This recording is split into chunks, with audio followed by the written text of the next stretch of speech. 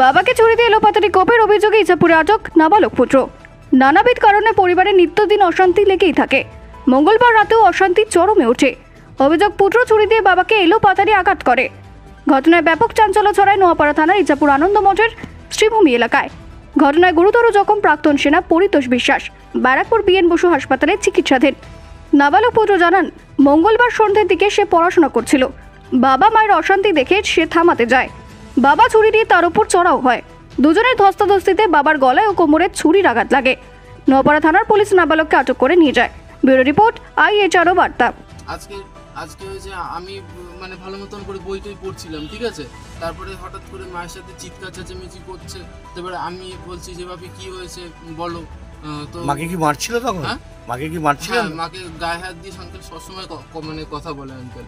আজকেও মাকে গায়ে হাত দিয়েছিল। তো দেওয়ার পরে তখন তুমি কি করলে?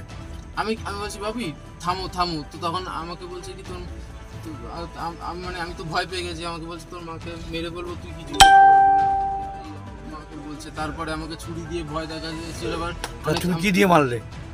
আমি কি দিয়ে আঙ্কেল আমাকে মারতে ছিল, তখন মা হাতাহাতি করতে লেগে গেছে। উনি তো এখন সত্যিটা বলবে না আঙ্কেল, ওটা মা জানে। মানে তুমি নিজেকে সুরক্ষা দিতে গিয়ে তখন লেগে গেছে? তোমার নাম কি? স্বরূপ বিশ্বাস। বয়স কত তোমার?